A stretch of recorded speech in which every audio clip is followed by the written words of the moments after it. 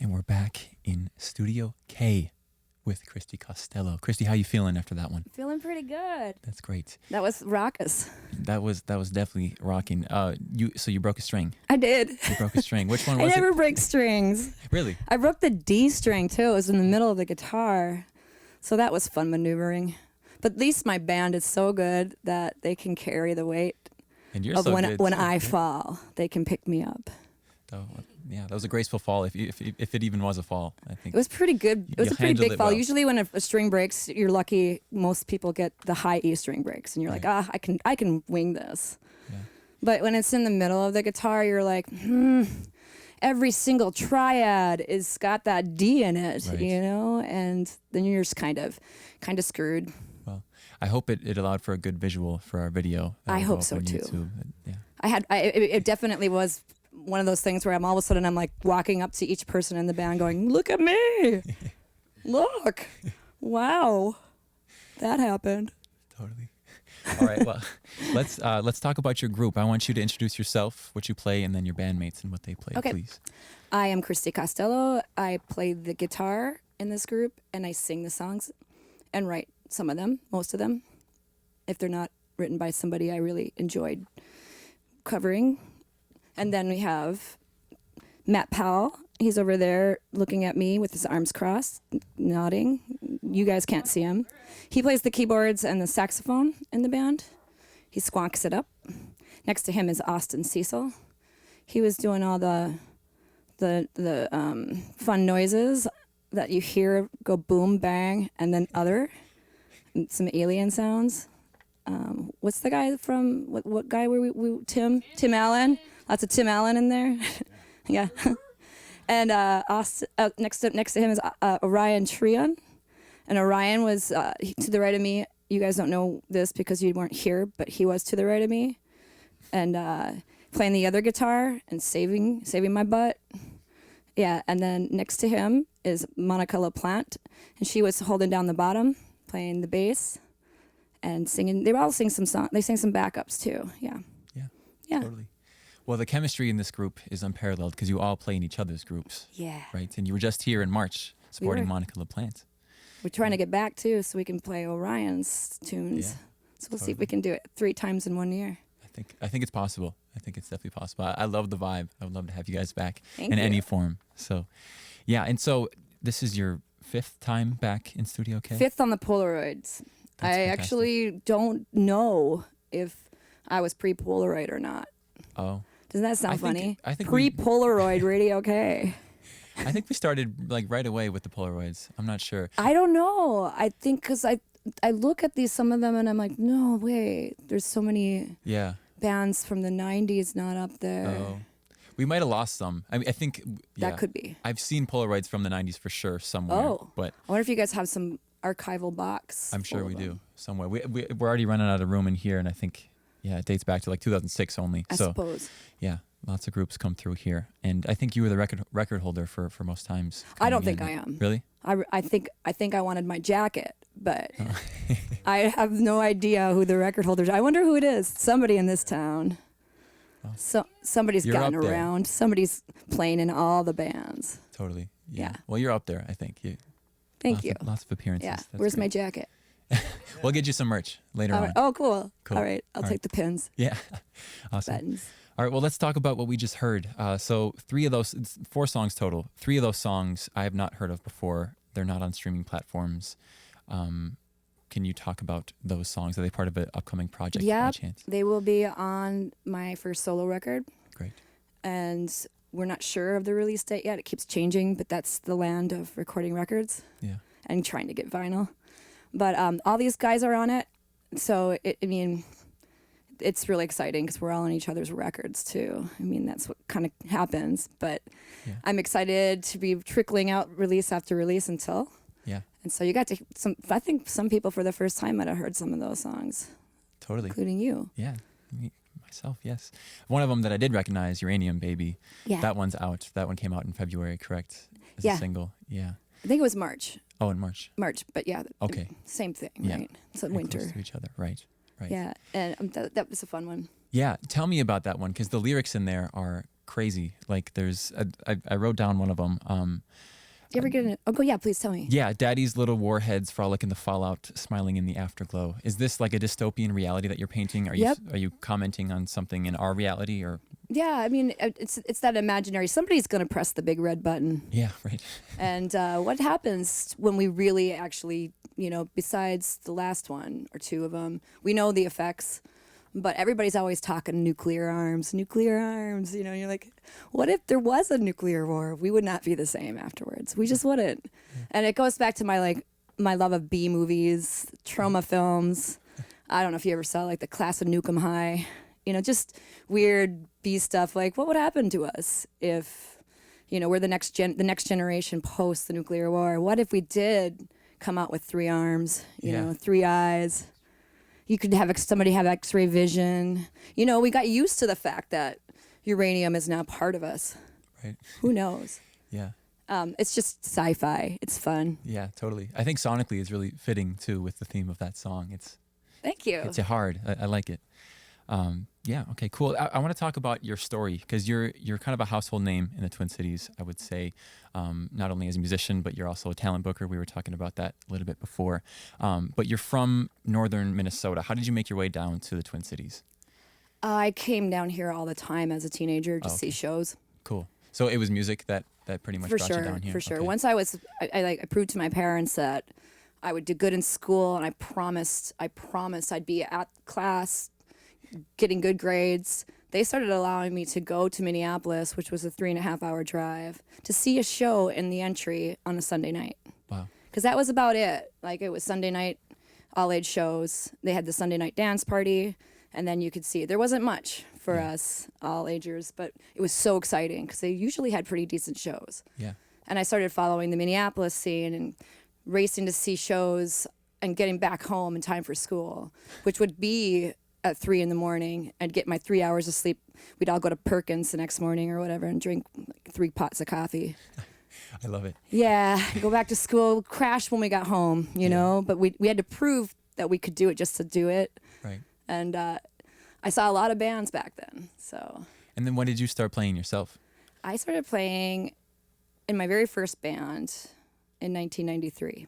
Okay. Yeah, and I think I played the whole. Oh, nice. Yeah. That's a good first. I think a lot of people, that's a first for lots of people. There was a lot of action at the Hole in 1993. Definitely. Did you go to the U or was it? I did not. Oh, okay. I went to MCTC. And then I kind of traveled for a while and got in bands and toured for 10 years probably. Yeah. Maybe longer, just off and on, not the whole time, but got in many different bands and just hit the road. Totally. Became a bum. Used a lot of credit cards. But I got something from it. Yeah, definitely. Got experience. Totally, yeah. Well, so today on the local show, I just went in the booth and they were playing some Pink Mink, and you were in Pink Mink. I was. Correct. Great. And Butcher's Union and Ouija Radio, right? Yep. Well, tell me about like some things that you learned from being in those groups. What are some takeaways? Ouija was the first one. We Okay. started in 1997. And I think ended in 2009. What's the last show? Yeah. 2010 maybe. That band was the one that I just carved it out in. Had a lot of different players, I like to call them family members because everybody that was in that band to me is still family. Yeah. And we hit it hard. We went touring, we slept on couches, we slept on floors. I woke up in a cat box once. I don't know how that happened. I was like, wow, I need a shower. But those stories. But we also did it to the point where we got just road tight. And there's a thing about being road tight. You get back and you're like, now it's time to jump in the studio.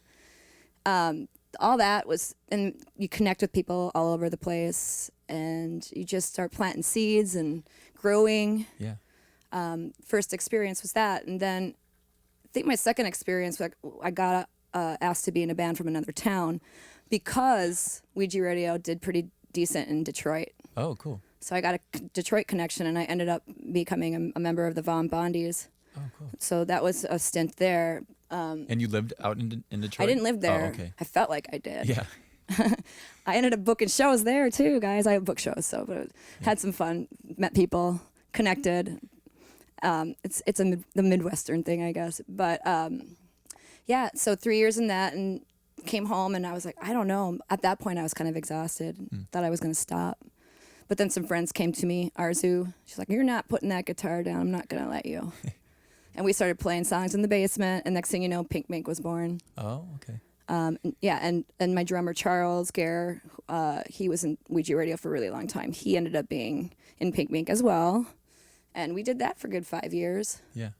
And that was really fun experience too, because it just took off, and and the band was supposed to be just kind of like a fun band, party band, like let loose, and then just started rolling, and it was like, okay, we're on a train now, it's going real fast, and it was still like one of the best experiences ever. We had a lot of fun in that band, and songwriting grew, Yeah. the experiences grew, and then I had a baby, Okay. so took some time off. Definitely. That's when I started working at restaurants, came back into the service industry, and I ended up working with Monica at a restaurant. And it kind of went from there. We just started hanging out. We had a lot of things alike. And she needed a bass player, so I jumped on board the Monica train. It's a great train to be on, I think. And also, like, my husband, he's in Dillinger 4. I played with Butchers Union as well Right. in this period of time. But we were kind of a band that just filled the gaps of when people asked Dillinger 4 to play. We kind of all came together. And that also had my old drummer, Sean Walker. He was in Ouija Radio, the first version, Ouija Radio 1. Yeah. So, again, everybody's just family and friends and Totally. evolving. Yeah. So all this history, all these bands that you've played in, why are you just now deciding to make your own group where you are heading and it's named after you? But I'd say I'd be very influenced by Monica right now. So Okay. she's recorded a million songs. Yeah. She's had a couple EPs out, and they're hers rightfully, and she can do whatever she wants with them. Not that none of the songs I wrote for other bands aren't mine, but I wrote a lot of songs, and some of them got put on shelves, and at this point, I'm like, I just think I should just write music, find the right group to play with me, and keep just doing it under my own name. Right. Just for the sake of just keeping the songs alive in that sense. So were these songs written like over a long period of time? Like, have you had these kind of in the back pocket for a while and you're now just getting to Some of them. record them? Okay. The first song we heard, I think, started off in Pink Mink, never made it to a record. It got recorded. Then it went to Butchers Union. Oh, okay. I think it got recorded as well, but never made it to a record. So I was just like, yeah, this one's coming with me this time. That's awesome. Second song was just a riff off of, I think it was a cover, but I completely changed it and made it into a song, and we played that in Butchers Union. We riffed on it for a while, and then it just grew into a song. Yeah. What Uranium Baby? I'd say that's brand new. That came out of the pandemic. Okay. A lot of the songs came out of the pandemic because these guys here taught me how to record because they knew how to do it. So it was out of necessity, but then at the same time, I was like, wow, this is Pandora's box. I could just sit in the basement for hours now, never come out because I know how to do this now. Yeah. So yeah, the songwriting just commenced, and here we go. It's very exciting. I love it. Thank you. I'm excited too. Yeah, totally.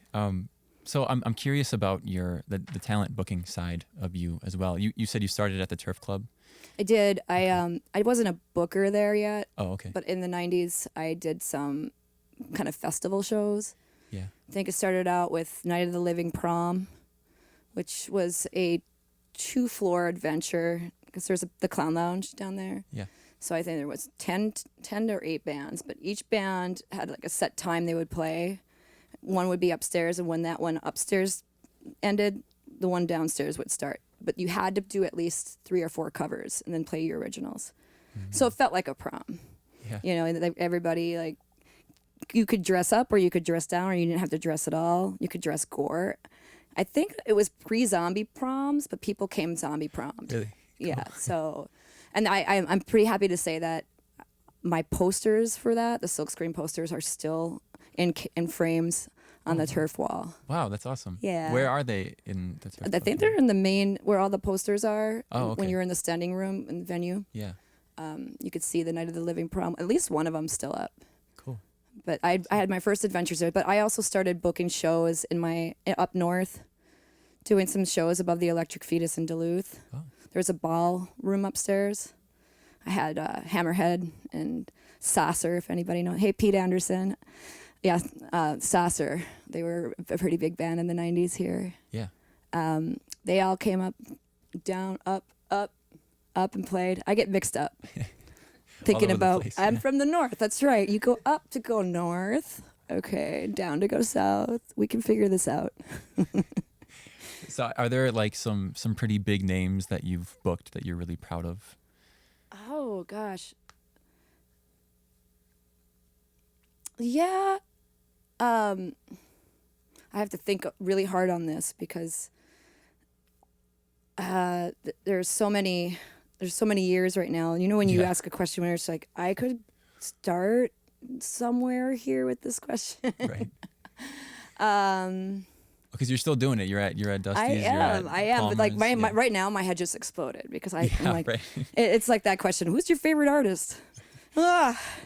Like, oh, where do I start? You know, I did have at Statues booked a Trauma Film Festival night. Cool. I'm pretty proud of because there was a release for one of the Lloyd Kaufman. He's one of the directors for Trauma and one of the lead people. He came to town to release Poultrygeist, which is like his take on Poltergeist. Poultrygeist. Chicken. But the party was at the St. Anthony Main Theater, or the release was, and then we had the after party, which I booked like 10 bands. And then were the upstairs, the Statues, and the downstairs. And then he came, and all these people from Trauma Films came, and people were gored out. I had my neck slit. I had my throat slit. I was walking around with blood all over my dress. It was just so fun. I had Jane Weedland of the Go-Go's play there too. Wow. She came in because she's actually from or has family in Madison. Really? So she ended up being in a Madison band. My old band, Ouija Radio, was on a Madison label, and we connected. And she came up, and it was just so fun. You're like, all these people, like, there's Jane Weedland singing in a dive bar in, Northeast Minneapolis. Yeah. It's so much fun. But I could go on with, there's so many shows through the years now, and I can hardly remember. I'm just going to stop myself that's right fair. now. That's fair. A lot of history, yeah. I mean, that would be something where I'm like, okay, now I need somebody to help me figure out how to get back into the deep caverns of my brain. Pull some of that out. Totally. Cool. All right. Well, we're getting to time. I want to ask just a few more questions. Are there any shows coming up that you want to alert the public of? Yes. So we are going to play Dusty's Days on July 23rd. It's in the back parking lot of Dusty's. Cool. Unfortunately, I can announce this now. We were supposed to play with the Bell Rays at Palmer's, but they're on tour with Social Distortion, and Mike Ness sadly has throat cancer, and they just announced that. And they were just taking a break from the leg of the tour with Social D, and no longer are playing. So right now, July 23rd is a Christy show. Great. But we have a ton of shows besides Christy. So like the Monica Extraterrestrials, we are very busy. Yeah, I bet. But how do you allocate like equal amounts of time to all of these groups that you all play in? Is it difficult at times? We have a Google Calendar. Okay. And that's essential. I That's still essential nowadays. I'm like, where? Can somebody resend me the link to the Google Calendar? I'm always doing it. But and then I mean we prioritize with what's next a lot, but also we slide in like we got to learn this new song and here and there.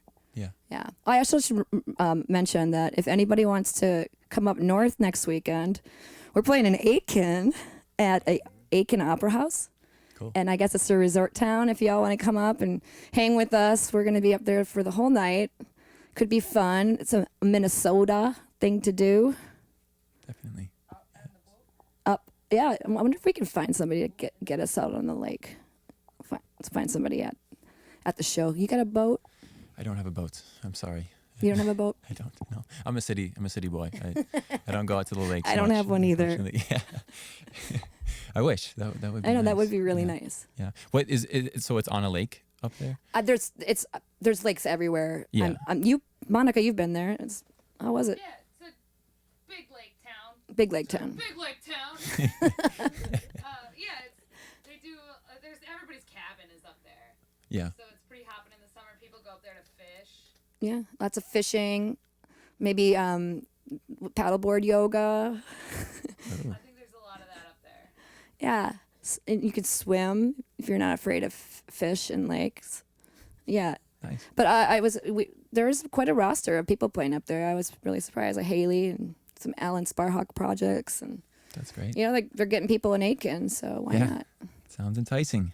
Yeah, Awesome. And what was the date for that again? that is next weekend, June 17th. Okay.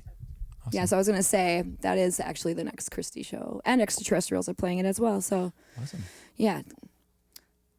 2 reasons to come up and hang with us in Aiken. Yeah. Awesome. All right. I have one more question for you, and it's kind of Sure. a fun one. I ask this to all the bands that come in. I want you to build yourself your dream bill. You're on it. You get 3 other acts to play with you. This is similar to that question you were talking about. What's your favorite artist? But Yeah. who do you want to play with? That's the question here. And there are 3 groups Wowza. you get to play with. And you can give me a venue too, since you're a booker and you know venues Yeah. like that. You can give me one of those too.